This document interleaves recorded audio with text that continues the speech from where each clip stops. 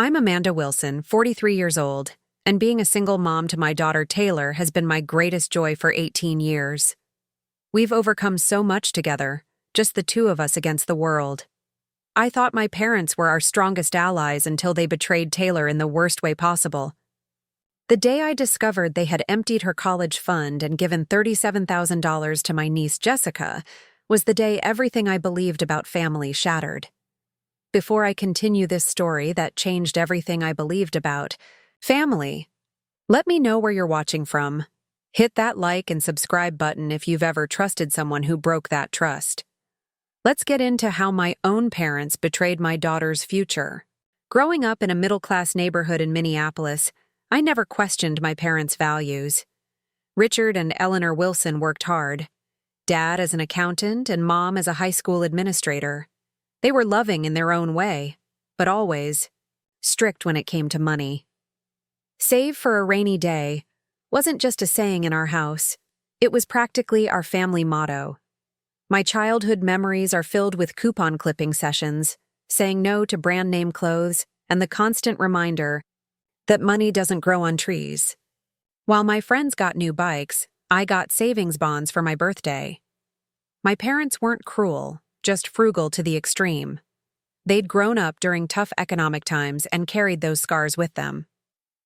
Financial security is more important than temporary pleasures, Dad would lecture whenever I asked for something they deemed frivolous. Mom would nod in agreement, adding, "When you're older, you'll thank us for teaching you responsibility." I believed them. I internalized their lessons. I became the responsible daughter they wanted. Then came Ryan. I met him during my senior year of college. Charming, ambitious, and completely wrong for me, though I couldn't see it then. When I got pregnant at 25, Ryan's charm quickly faded.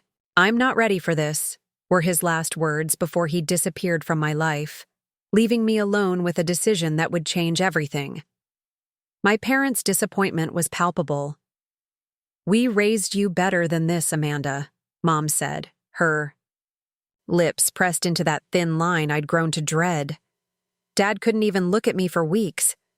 But when Taylor was born, 7 pounds, 6 ounces of perfection, something shifted. Not completely, but enough. My parents softened around their granddaughter in ways they never had with me. Those early years were brutal. I worked as a receptionist during the day and waited tables at night, while attending night school whenever I could arrange childcare. Sleep became a luxury I couldn't afford. Some nights I'd collapse into tears after putting Taylor to bed, wondering how I'd make it another day. My parents helped, though not without strings attached. "We're not enabling your mistake," Dad would say while watching Taylor so I could pick up an extra shift. "We're making sure our granddaughter doesn't suffer for it." Meanwhile, my younger sister Rebecca followed the script perfectly. College, career, then marriage to David, a successful investment banker. Their wedding was the social event of the season, with my parents beaming with pride. When Rebecca gave birth to Jessica 3 years after Taylor was born, my parents practically threw a parade. The contrast was subtle but unmistakable. Rebecca received parental approval. I received parental tolerance. Her achievements were celebrated. Mine were acknowledged. Her daughter Jessica was their princess. My Taylor was loved but differently. Despite it all, I clawed my way up from receptionist to administrative assistant to junior marketing associate. 15 years of sacrifice, night classes, and determination transformed me into marketing manager at a respectable firm. Not as prestigious as Rebecca's corporate law career, but I'd built it while raising a child alone. When Taylor turned 5, I started her college fund with just $50 from each paycheck. It wasn't much, but it was a promise that my daughter would have the opportunities I had to fight for. "That's very responsible of you, Amanda," Mom said when I told them about the fund. There was surprise in her voice, as if she hadn't expected such foresight from me. Dad nodded approvingly. "College education is the best investment you can make." As Taylor grew, so did her fund. My parents watched her excel in school with a kind of vindication, as if her intelligence somehow validated their decision to help me through those early years. "She gets her brains from our side of the family," Mom would say whenever Taylor brought home another perfect report card. I would bite my tongue, reminding myself that their approval of Taylor was what mattered, not their subtle digs at me. By Taylor's 15th birthday, I had somehow managed to save $19,000 for her education, every dollar representing a sacrifice, a meal not eaten at a restaurant, a vacation not taken, a new car not purchased. Taylor understood the value of it all. Unlike my niece Jessica, who took her private tennis lessons and European summer trips as birthrights, Taylor appreciated everything she had because she saw how hard I worked for it. "You're an incredible mother," my best friend Lisa told me once. "Taylor is lucky to have you." But I was the lucky one. My daughter had become everything I could have hoped for: kind, brilliant, and determined. The struggles had been worth it, every single one. I just never imagined that the biggest threat to her future wouldn't come from financial hardship or my own limitations as a single mother. It would come from the people who were supposed to protect us both. Taylor's academic brilliance became evident early.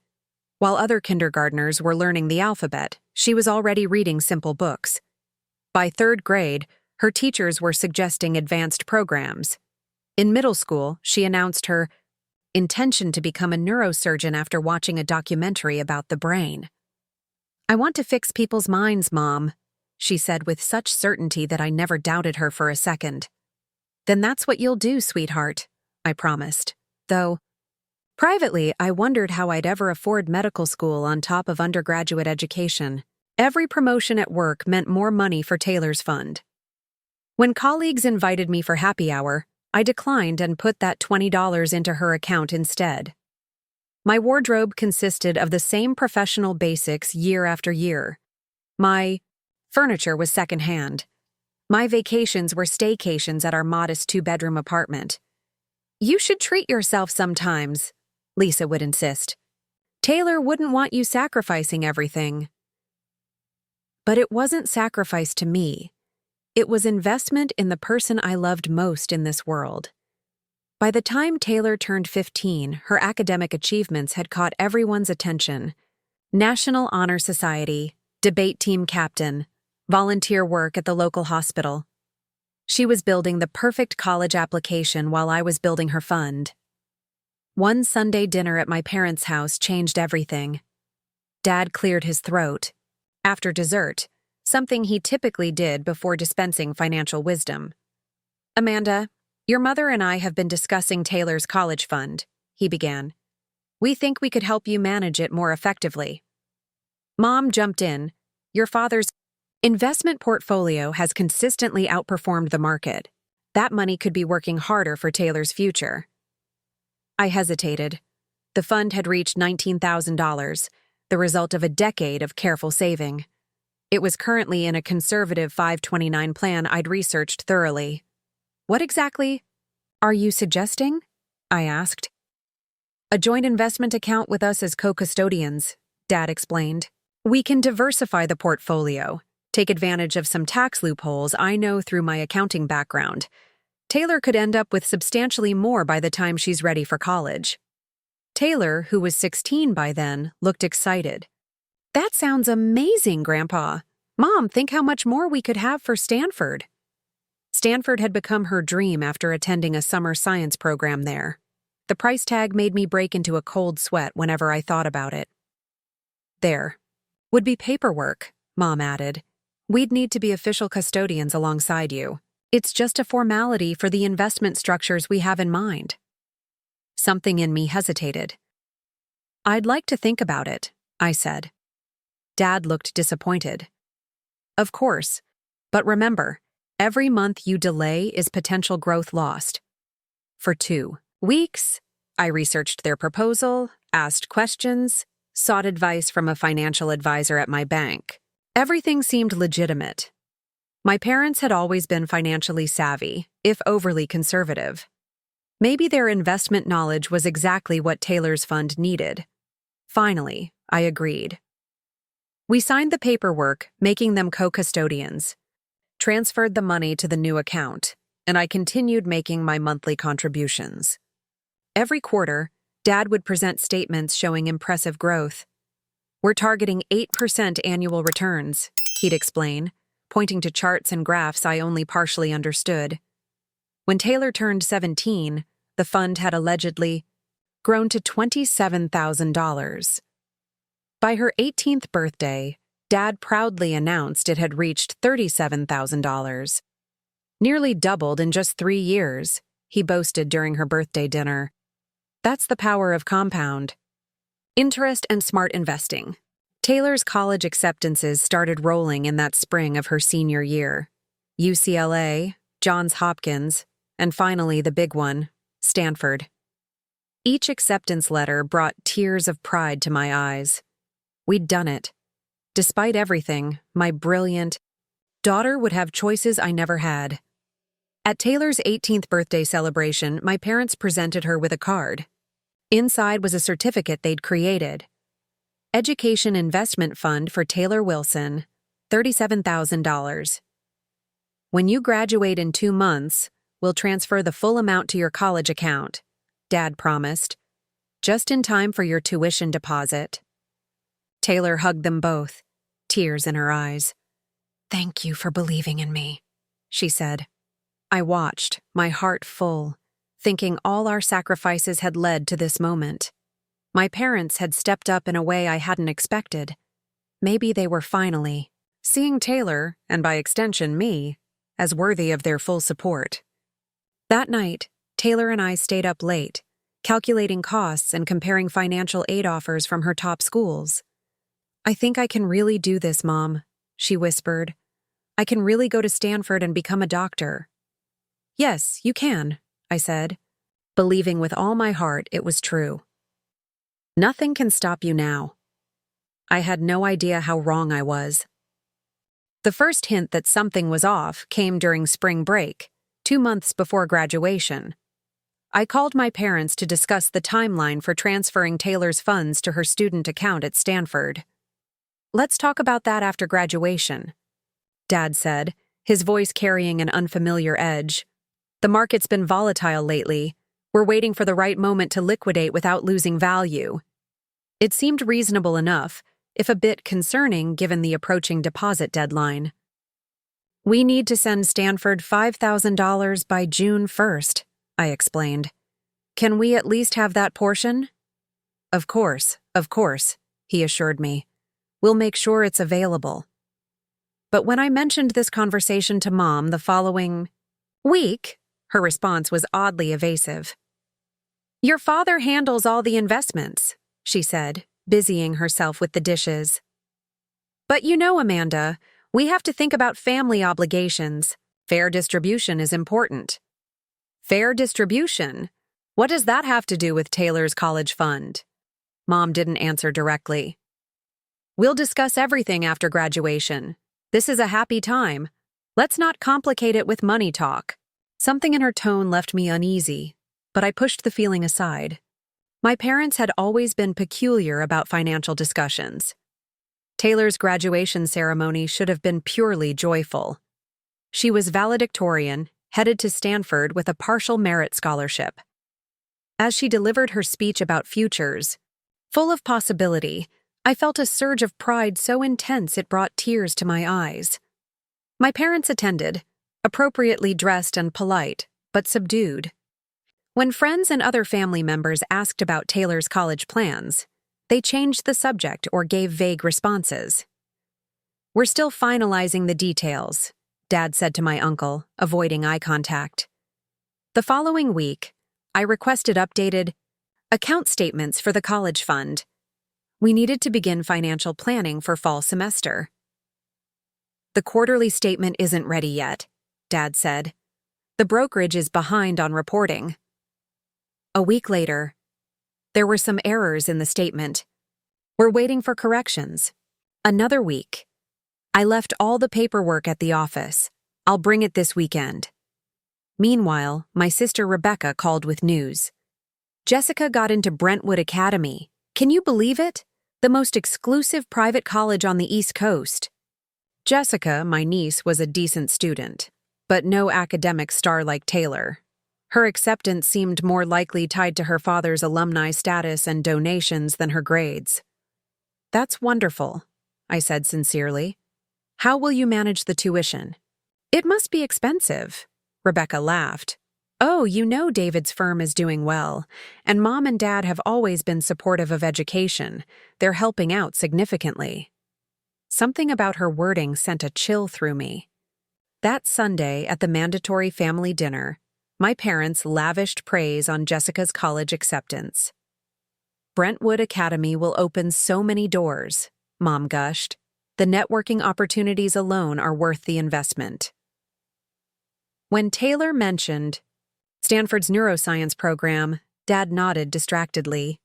Community colleges have good science programs too. Many doctors start there to save money. Taylor looked at me, confusion in her eyes. I squeezed her hand under the table, equally perplexed. After dinner, I cornered Dad in his study. I need the college fund statements tonight, I said firmly. Stanford's deposit deadline is next week. He sighed heavily. Amanda, there's been a temporary complication with the investments. What kind of complication? Just some short-term liquidity issues. We had to make a strategic reallocation. What does that mean in plain English, Dad? It means the money is temporarily tied up in another investment. We're working on freeing it up. My stomach dropped. How much of it is tied up? Let's discuss this later in the week when I have all the details. I left my parents' house that night with mounting anxiety. Taylor sensed my mood on the drive home.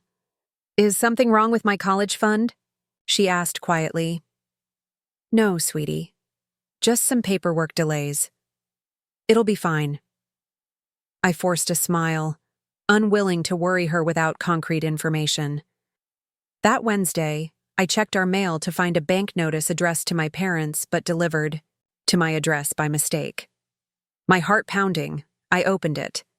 It was a withdrawal confirmation for $37,000 from an investment account in all three of our names, mine, Dad's, and Mom's.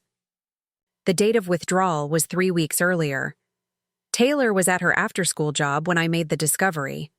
I called my parents immediately, my hands shaking with fear and anger. The money is gone, isn't it? I demanded when Dad answered. I received a withdrawal notice by mistake. The long pause confirmed my worst fears before he even spoke.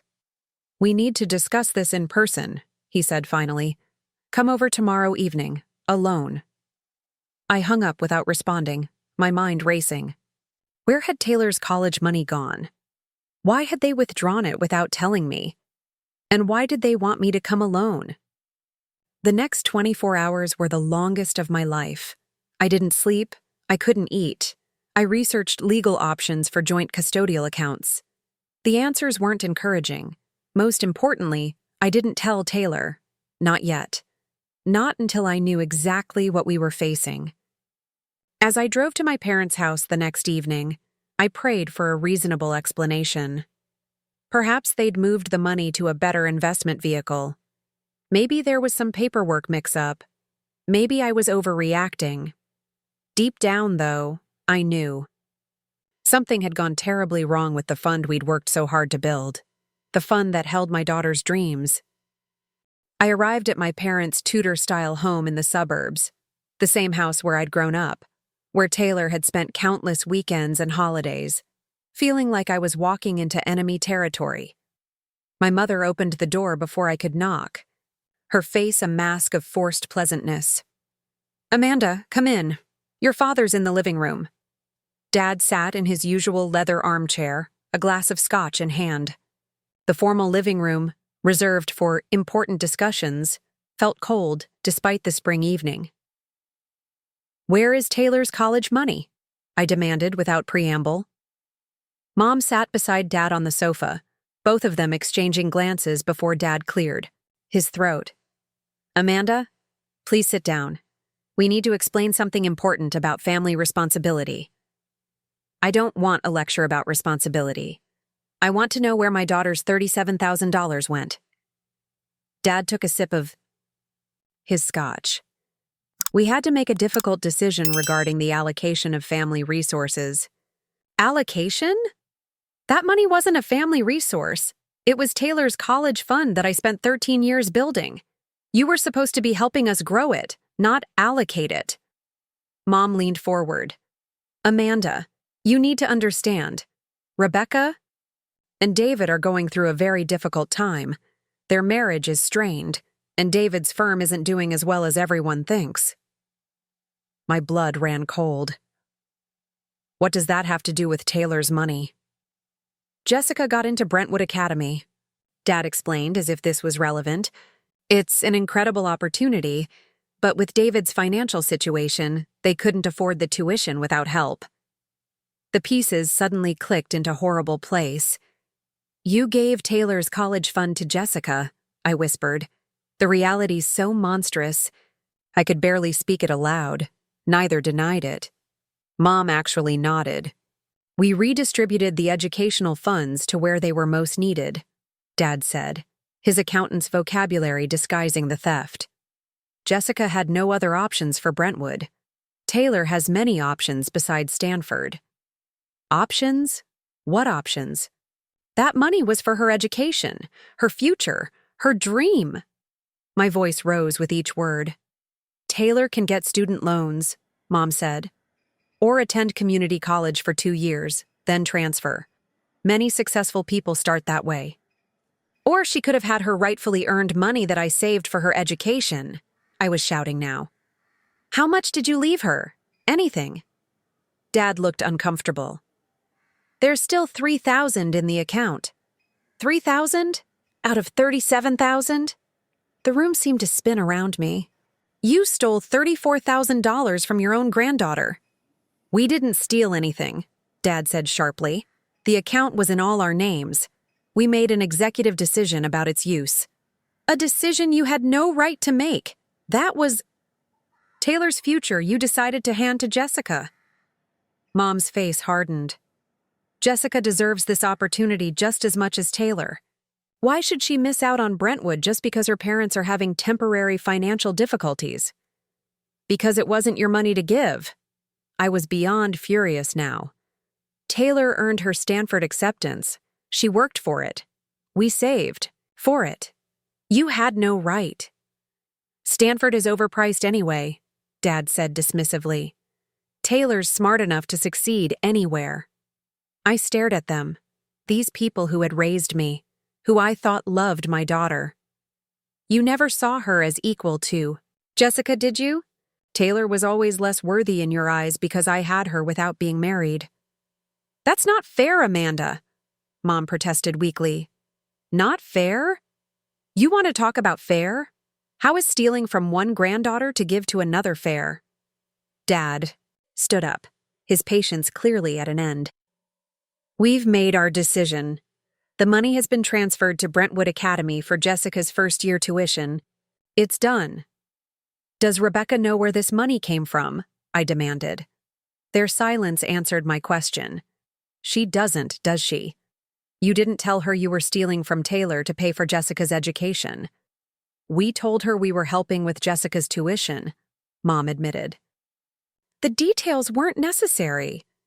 I grabbed my purse, my hands shaking with rage. I'm going to tell her, and I'm going to consult a lawyer. That would only create unnecessary family drama, Dad warned. The account was legal. We had custodial rights. This isn't about legality. It's about betrayal, I said, my voice breaking.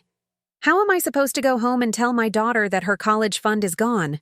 That her grandparents decided her cousin's education was more important than hers? Taylor will understand once she's had time to process, Mom said with infuriating calm. She's a reasonable girl. She trusted you. We both did. Tears burned in my eyes. I will never forgive you for this. Never. I drove home in a daze of shock and grief. How could they have done this? How could they justify such a profound betrayal? Taylor was at the kitchen table working on scholarship applications when I arrived home. One look at my face told her something was terribly wrong. "Mom, what happened?" I sat beside her, took her hands in mine, and told her the truth. Her grandparents had taken her college fund, all but $3,000, and given it to her cousin Jessica for Brentwood Academy. Taylor's face went white. "There must be some mistake," she whispered. "Grandpa and Grandma wouldn't do that." "I'm so sorry, baby. They admitted it to me tonight." "But why? What did I do wrong?" Her question broke my heart. "Nothing. You did nothing wrong. This isn't about you. It's about them." Taylor began to shake. 13 years of saving, of sacrifice, of dreams, gone in one selfish decision. Her breathing quickened, and I recognized the start of a panic attack, something she'd never experienced before. "I can't go to Stanford without that money," she gasped between breaths. "What am I going to do? My deposit is due next week." I held her while she cried, her body heaving with sobs that felt like they might tear her apart. I had no answers, no solutions, only my own rage and grief mirroring hers. The next day I called Rebecca. Her cool response shocked me almost as much as my parents' betrayal. "Mom and Dad told me they were helping with Jessica's tuition," she said. "I didn't ask where the money came from. It's not my business." "It's your business when the money was stolen from your niece's college fund." "Stolen is a harsh word, Amanda. They're helping both girls get an education. Jessica is getting $34,000. Taylor is left with $3,000. How is that helping both girls?" Rebecca sighed. "Look, I'm sorry if you're upset, but Jessica has her heart set on Brentwood. Taylor can go to state school. She's always been the practical type anyway." I hung up, unable to bear her callousness. That weekend, my parents tried to smooth things, over with a family dinner invitation. "We can discuss options for Taylor's education," the text read. I deleted it without responding. Instead, I sat with Taylor, both of us hollow-eyed from crying, and tried to salvage her dreams from the wreckage my parents had created. "We still have options," I told her, though I wasn't sure I believed it myself. "We'll find a way." But in that moment, as my brilliant, hard-working daughter nodded bravely through her tears, I felt something harden within me. This wasn't just about money anymore. It was about justice. It was about showing Taylor that she mattered, that her dreams mattered, even if her grandparents had decided otherwise. I just had no idea how to make that happen. The morning after discovering my parents' betrayal, I called a lawyer. The consultation was brief and discouraging. Since they were legal co-custodians on the account, they had authority to withdraw the funds, she explained. "It's morally reprehensible, but legally, your options are limited. You could sue, but it would be costly with uncertain results." I couldn't afford a legal battle on top of trying to salvage Taylor's college plans, especially against my father, who had connections throughout the local legal community. Meanwhile, Taylor was spiraling. Her vibrant personality dimmed almost overnight. She stopped talking about Stanford. She declined invitations from friends. The scholarship applications on her desk remained untouched. "What's the point?" she said when I encouraged her to finish them. "Even if I got every scholarship I've applied for, it wouldn't be enough for Stanford." She started sleeping 12 hours a day. When awake, she moved through the apartment like a ghost. The daughter who had bounced with excitement over college brochures now could barely muster the energy to eat dinner. My own performance at work suffered as I spent nights researching financial aid options and days distracted by worry. My boss, Diane, called me into her office after I missed a critical deadline. "Amanda, this isn't like you," she said, concern evident in her voice. "Is everything okay?" I broke down and told her everything. To my surprise, she was incredibly supportive. "Take a few personal days," she advised. "Sort out what you can for Taylor. Your job will be here when you get back." But even with job security, my options were painfully limited. My credit was already stretched thin from years of single parenting. Taking out additional loans seemed impossible. A week after the betrayal, my parents tried a new tactic. Dad called, with what he considered a generous offer. "We can provide $500 a month toward Taylor's education," he said. "That should help with community college expenses." $500 a month when you gave Jessica $34,000 in a lump sum? That's your idea of making this right? "It's what we can afford right now," he replied stiffly. "Take it or leave it." "We'll leave it," I said, and hung up. Rebecca's response was even worse. She cornered me outside my apartment one evening, having driven there specifically to talk sense into me. "You're making a mountain out of a molehill," she insisted. "Jessica needs Brentwood's connections for her future in finance. Let's be honest. Taylor probably isn't cut out for Stanford anyway. She's smart, but she's not Ivy League material."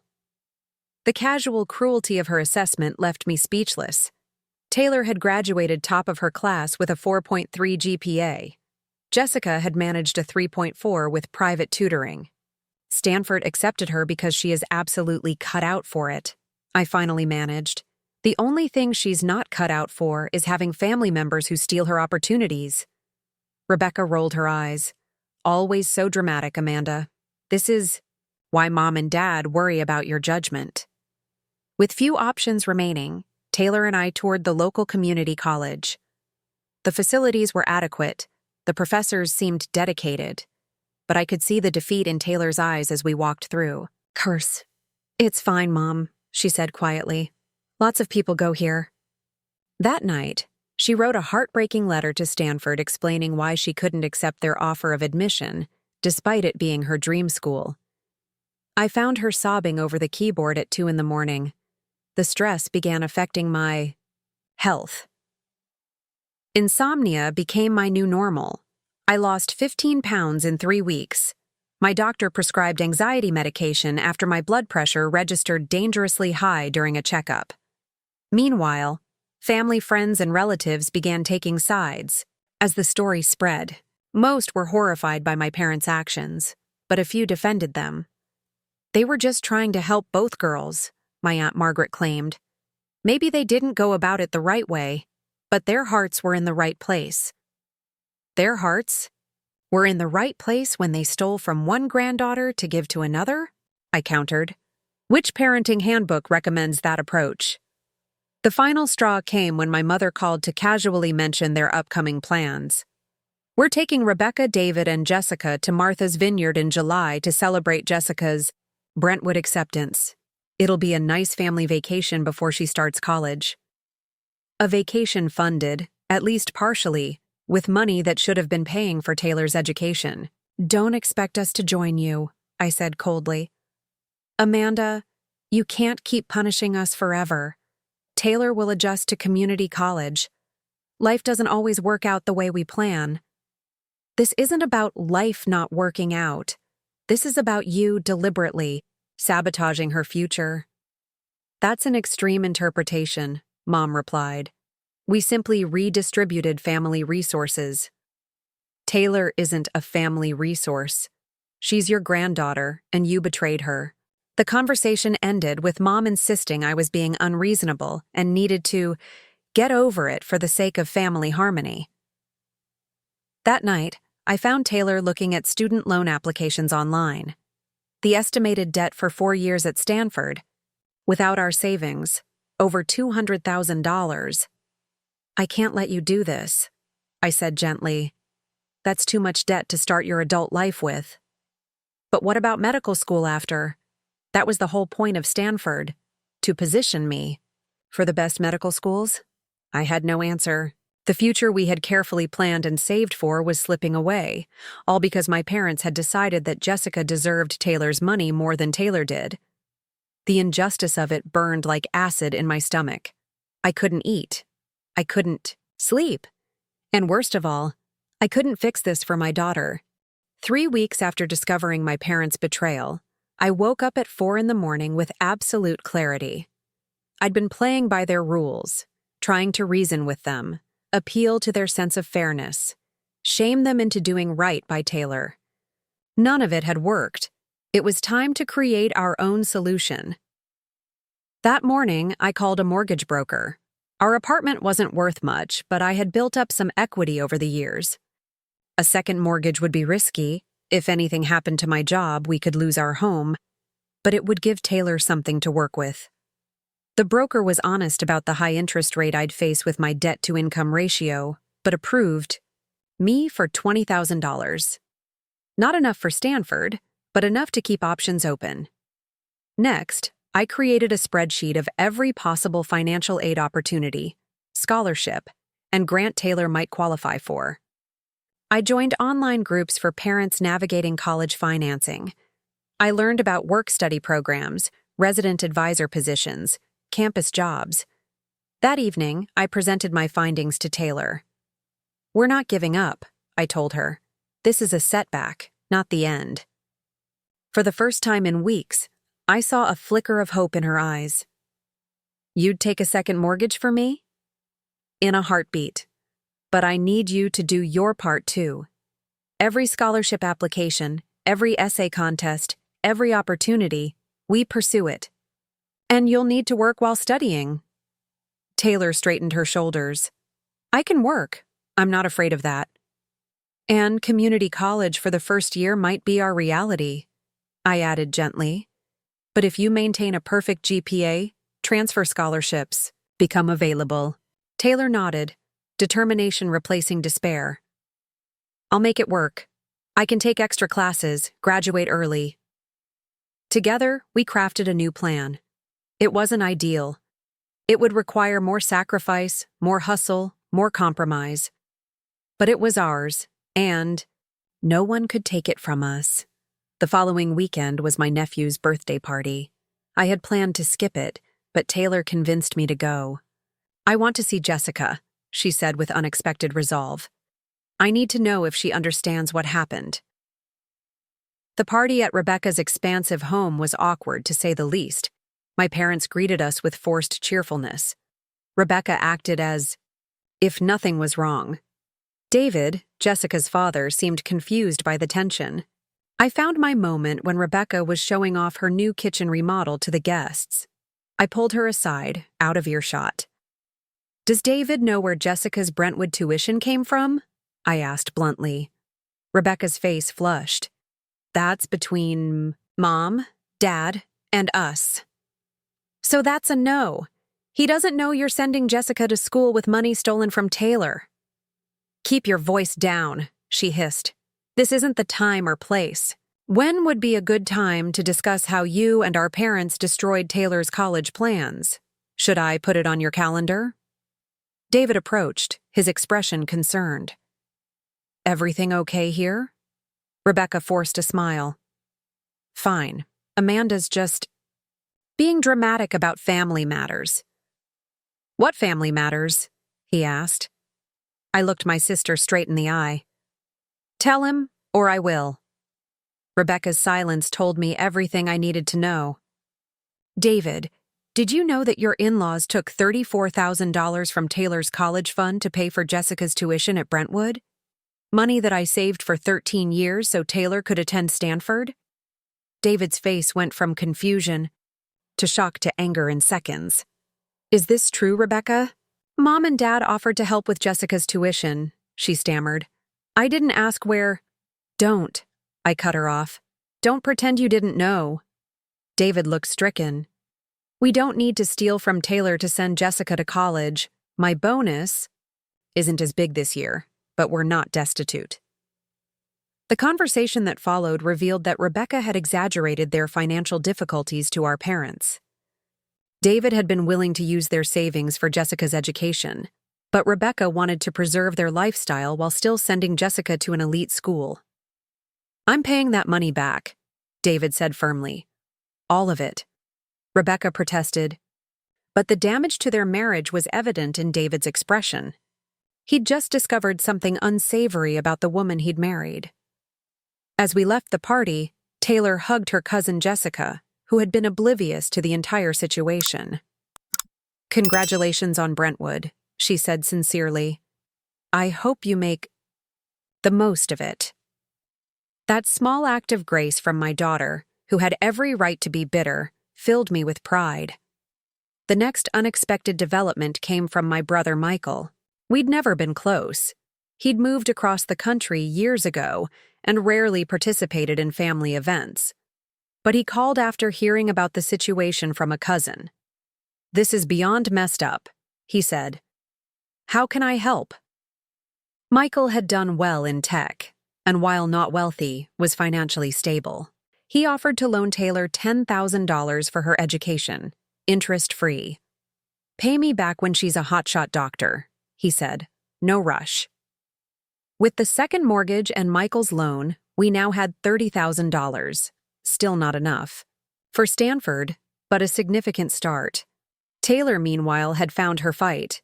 She enrolled in community college but approached it with Stanford-level intensity. She took 18 credits her first semester, worked 20 hours a week at a campus library, and applied for every scholarship she could find. Her community college professors quickly noticed her exceptional abilities. Dr. Lewis, her biology professor, took a special interest. "A student like you comes along once in a decade," he told her. "I've recommended you for the President's Scholarship Committee."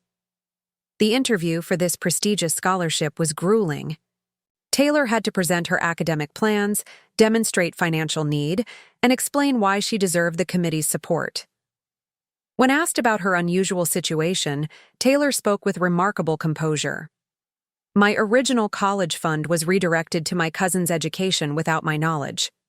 Rather than giving up on my dreams, I've chosen to work harder and find alternative paths to my goals. This detour has taught me resilience I wouldn't have learned otherwise." The committee was visibly moved. 2 weeks later, the letter arrived. Taylor had been awarded the President's Scholarship, 75% tuition coverage for any state university upon transfer, renewable for 3 years.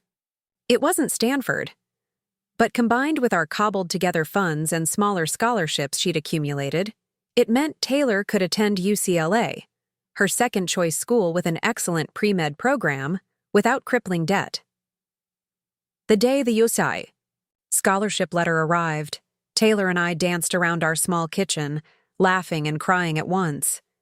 We'd found a way forward that didn't depend on my parents' approval or support. "We did it, Mom," Taylor said, hugging me tightly. "We figured it out without them." The victory was sweeter for having been hard-won, and it was ours alone. Taylor's acceptance letter from UCLA arrived on a Tuesday in July, 8 months after my parents had emptied her college fund. The envelope contained not just an admission offer, but a transfer merit scholarship covering 75% of her tuition. With the President's Scholarship from community college, Michael's loan, and our second mortgage funds, Taylor's education was now fully financed. "I'm going to be a Bruin," she whispered, tracing the UCLA logo with her finger. "It's really happening." That night, we celebrated with Lisa and a few close friends who had supported us through the ordeal. No family members were invited. "To Taylor," Lisa toasted, "who taught us all that detours sometimes lead to better destinations." Taylor's first semester at community college had been transformative. Initially seen as a setback, it had become a launching pad. With a perfect 4.0 GPA and glowing recommendations from professors who recognized her exceptional abilities, her transfer application had risen to the top of UCLA's pile. My own healing was slower. The betrayal by my parents had left wounds that therapy was helping to address, but trust once broken is not easily repaired. "You need to establish clear boundaries," my therapist advised. "Decide what relationship, if any, you want with your parents moving forward." After much reflection, I chose limited contact.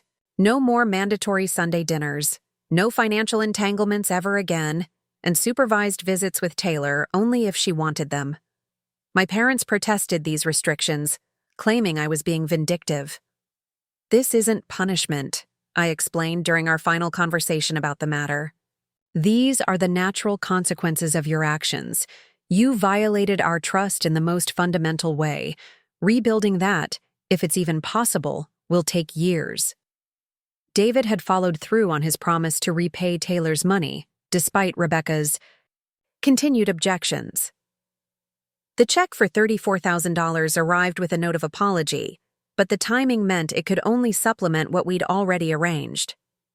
Taylor decided to use it to reduce the second mortgage on our apartment, ensuring we wouldn't lose our home. "You sacrificed enough for me already," she insisted. "Let me do this for you." Rebecca's marriage suffered in the aftermath of the revelation. David's discovery of her willingness to benefit from Taylor's loss revealed character flaws he couldn't ignore. They entered marriage counseling, but the outcome remained uncertain. Jessica, once she understood what had happened, was horrified that her education had come at her cousin's expense. She made repeated efforts to reconcile with Taylor, who graciously accepted her apology. "It wasn't your fault," Taylor assured her. "You didn't know." My parents eventually recognized the magnitude of their mistake, though their apologies focused more on the family discord than on the harm they'd caused Taylor. They made several attempts to reconcile, sending cards, leaving voicemails, even showing up unannounced at our apartment. "We miss you both," Mom pleaded during one such visit. "Family should stick together." "We were sticking together," I replied. "Taylor and I. You're the ones who chose money over family loyalty." By the time Taylor began her first semester at UCLA, our lives had found a new equilibrium. I had joined a support group for single parents, finding community among others who understood the unique challenges we faced. Through them, I learned I wasn't alone in facing family betrayal, though the specific circumstances varied.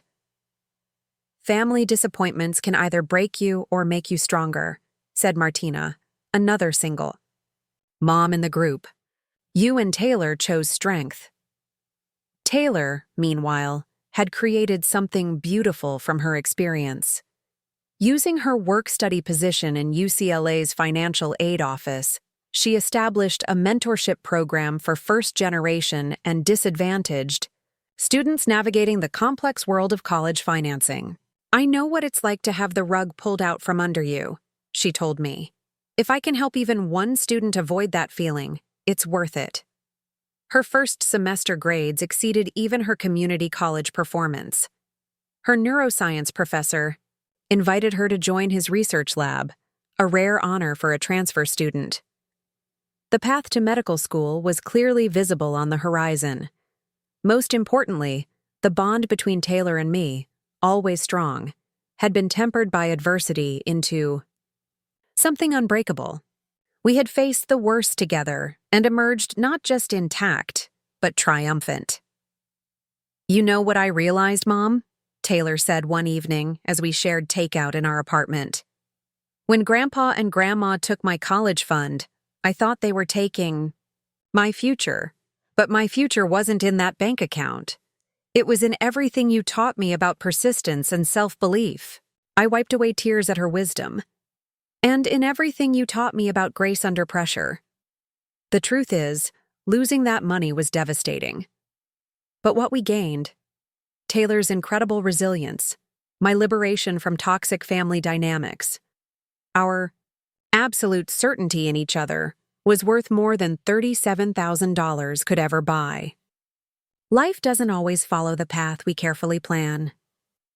Sometimes people we trust implicitly betray that trust in ways we never imagined possible. When that happens, we have a choice: remain victims of that betrayal or use it as a catalyst for growth and self-determination. Taylor and I chose the latter. Every obstacle became a stepping stone. Every closed door led us to find new openings. And every disappointment revealed strengths we never knew we possessed. Perhaps the most powerful lesson of all was learning the true definition of family. It isn't always about blood relations or legal ties. Sometimes, family is simply the people who stand by you when everyone else walks away. The ones who believe in your dreams, even when those dreams seem impossible. The ones who help you rebuild when your foundation is shaken. By that definition, Taylor and I had built a family stronger than any betrayal could destroy. What about you? Have you ever had to rebuild after someone you trusted let you down? I'd love to hear your stories in the comments below. If our journey has inspired you in any way, please like and subscribe to join our community of survivors and thrivers. Share this video with someone who might need to hear that setbacks don't define us. Our response to them does. Thank you for being part of our story. And remember, sometimes losing money leads to gaining wisdom, and true wealth lies in integrity and love.